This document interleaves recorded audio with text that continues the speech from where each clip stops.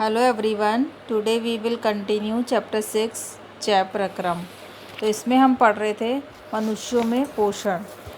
मनुष्यों में पोषण जो होता है वो हमारा किस तरह से होता है। सबसे पहले होता है अंतर्ग्रहण, फिर पाचन, अवशोषण, स्वांगीकरण और परिक्षेपण। ये हमारे 5 प्रोसेस हैं मनुष्यों में पोषण के। तो सबसे पहले अंतर्ग्रहण। अंतर्ग्रहण में क्या होता है, भोजन को अंदर लेना, मुंह के अंदर लेना, ये हमारा कहलाता है अंतर्ग्रहण। पाचन, भोजन का अंदर पाचन होना, शरीर के अंदर जो कॉम्प्लेक्स फूड है उसको धीरे धीरे सिंपलर फॉर्म में कन्वर्ट करना, ये हमारा कहलाता है पाचन। इसके बाद है अवशोषण। अवशोषण में क्या होता है, कार्बोहाइड्रेट, प्रोटीन, वसा, इन सब का धीरे धीरे अवशोषण होता है इसमें। स्वांगीकरण। स्वांगीकरण में क्या होता है, जो भी फूड में यूज़फुल मटेरियल है, जो भी हमारे लिए उपयोगी पदार्थ हैं, उनको ब्लड जो होता है धीरे धीरे एब्जॉर्ब कर लेता है, उनको यूज़ कर लेता है, और जो भी वेस्ट बचता है उसके बाद उनको वहाँ से रिमूव कर देता है। और वो रिमूवल का प्रोसेस कहाँ पर होता है, बहिक्षेपण में। जो भी वेस्ट मटेरियल है वो बहिक्षेपण में सारा रिमूव हो जाता है। ठीक है, तो ये 5 प्रोसेस हैं हमारी।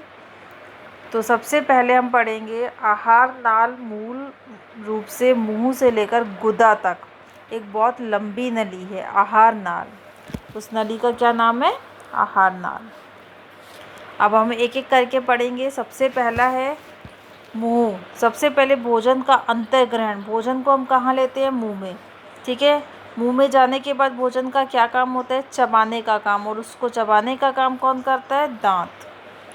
इसके बाद है चबाने के बाद भोजन को लार के साथ पूरी तरह से मिलाने का काम जीवा, जीभ का होता है। नेक्स्ट, लार ग्रंथि से निकलने वाले रस को लार रस या फिर लार कहते हैं। ठीक है, ये कहाँ पर होता है, लार ग्रंथि में। कौन सा लार निकलता है, स्टार्च जो होता है वो लार एमाइलेज एंजाइम माल्टोज को शर्करा में बदल देता है। ठीक है, कौन सा, स्टार्च। लार एमाइलेज जो करता है वो क्या करता है, माल्टोज को शर्करा में बदल देता है। ठीक है, इसके बाद क्या हुआ, भोजन ग्रसिका। भोजन जो है हमारा वो मुंह से लेके अमाशय तक भोजन जो है ग्रसिका के द्वारा जाता है। ग्रसिका में क्या होता है, क्रमाकुंचन गति होती है। क्रमाकुंचन गति क्या होती है, एक तरह से पेरिस्टाल्टिक मूवमेंट, जिसमें कि मांसपेशियों का संकुचन और शिथिलन ये रेगुलर होता रहता है जब हम भोजन को मुंह में लेते हैं। उसके बाद क्या होता है, जब बार बार संकुचन और शिथिलन होगा तो वो भोजन कहाँ चला जाएगा, आमाशय में। ठीक है, उससे पहले हम एक बार ये मानव पाचन तंत्र का चित्र देख लेते हैं। मुंह, सबसे पहले मुंह, मुंह के बाद जीवा, ठीक है, फिर ग्रसिका, उसके बाद आमाशय, शुद्रांत। शुद्रांत क्या होता है, छोटी आंत, बृहदांत, बड़ी आंत जिसको कोलोन भी कहते हैं।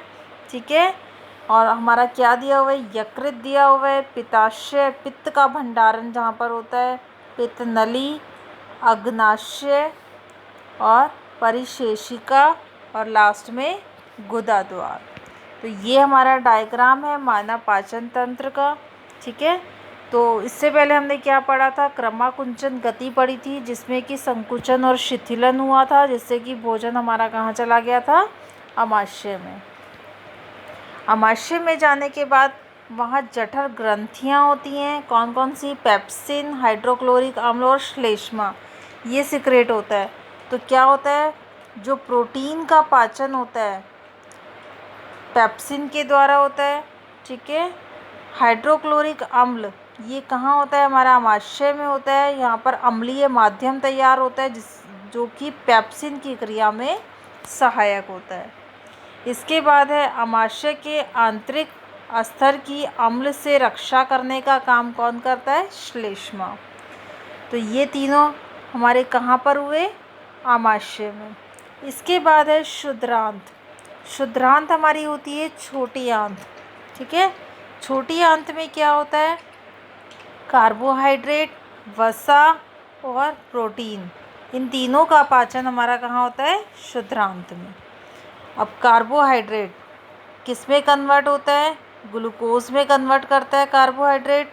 वसा को, जो आंतरस होते हैं हमारे, वो कार्बोहाइड्रेट को ग्लूकोज में कन्वर्ट कर देते हैं। वसा को वसा अम्ल और ग्लिसरॉल में कन्वर्ट करते हैं, और प्रोटीन को अमीनो अम्ल में कन्वर्ट होते हैं। तो ये तीनों हमारे कहाँ होते हैं? छोटी आंत में, आंतरस इनके द्वारा। ठीक है। इसके बाद है यकृत तथा अग्नाशय से स्रावण प्राप्त करती है। यकृत लीवर और पैनक्रियास से क्या निकलते हैं? कुछ रस निकलते हैं। ठीक है। अब यकृत से क्या निकला? पित्तरस। पित्तरस से पित्त लवण। ये पित्त लवण क्या करते हैं? जो वसा होता है, जो बड़ी बड़ी गोलिकाएं होती हैं वसा की, उनको छोटी गोलिकाओं में कन्वर्ट करने का काम कौन करता है? पित्त लवण। इस प्रक्रिया को नाम दिया गया इमल्सीकरण। क्या नाम दिया गया? इमल्सीकरण। ठीक है। इसके बाद है अग्नाशय। अग्नाशय क्या? पैनक्रियाज। पैनक्रियाज से भी अग्नाशयिक रस निकलते हैं। ठीक है। एमिलेज एंजाइम, ट्रिप्सिन एंजाइम और लाइपेज एंजाइम, ये तीनों एंजाइम निकले अग्नाशय रस से। इन्होंने क्या किया? ट्रिप्सिन ने क्या किया? प्रोटीन को पेप्टोन में कन्वर्ट किया। ठीक है। लाइपेज ने क्या किया? वसा को वसा अम्ल में कन्वर्ट किया। और एमिलेज ने क्या किया? स्टार्च को ग्लूकोज में कन्वर्ट किया। ये सारी प्रोसेस हमारी कहाँ होती है? शुद्धांत में। शुद्धांत में हमारा क्या क्या हुआ? सबसे पहले आंतरस सिक्रेट हुए थे, जिन्होंने कार्बोहाइड्रेट, वसा और प्रोटीन का विखंडन किया था। ठीक है। यहीं पर यकृत और अग्नाशय से भी कुछ रस निकले। ठीक है। यकृत ने बड़ी गोलिकाओं को छोटी गोलिकाओं में कन्वर्ट किया। अग्नाशय से भी रस निकले, ट्रिप्सिन, लाइपेज और एमिलेज, जिन्होंने प्रोटीन को पेप्टोन में, ट्रिप्सिन ने वसा को वसा अम्ल में, लाइपेज ने और एमिलेज ने क्या किया? स्टार्च को ग्लूकोज में कन्वर्ट किया। ठीक है। इसके बाद होता है दीर्घरोम। ये दीर्घरोम होते हैं, ये कहाँ होते हैं? शुद्धांत में ही होते हैं। ये क्या करते हैं? अवशोषण का सतही क्षेत्र बढ़ा देते हैं। दीर्घरोम का क्या काम होता है? किसी भी अवशोषण का, जो भी हमने अवशोषण किया है, उसका सतह का क्षेत्रफल बढ़ाने का काम दीर्घरोम करते हैं। ठीक है। इसके बाद है बृहदांत्र। बृहदांत होता है बड़ी आंत। शुद्धांत था छोटी आंत। ठीक है। और बृहदांत क्या हो गया? बड़ी आंत। अब इस बड़ी आंत का क्या काम है? बड़ी आंत, इसमें तो भोजन का अवशोषण हुआ था छोटी आंत में। अब बृहदांत में क्या होगा? जल का अवशोषण होगा। जल का अवशोषण होगा, जो कि जितने भी जो वेस्ट मटेरियल है, वर्ज्य पदार्थ है, वो गुदा के द्वारा शरीर से बाहर निकालने का काम कौन करता है? बृहदांत। ठीक है। जो भी वाटर का एब्जॉर्प्शन, वाटर का अवशोषण, जो भी कुछ होता है, वो सारा बृहदांत के द्वारा, और जो भोजन का अवशोषण होता है वो शुद्धांत के द्वारा। तो ये हमारा मनुष्यों में पोषण का टॉपिक ख़त्म हो गया है। तो नेक्स्ट हम पढ़ेंगे अपना अगली वीडियो में। तब तक के लिए बाय।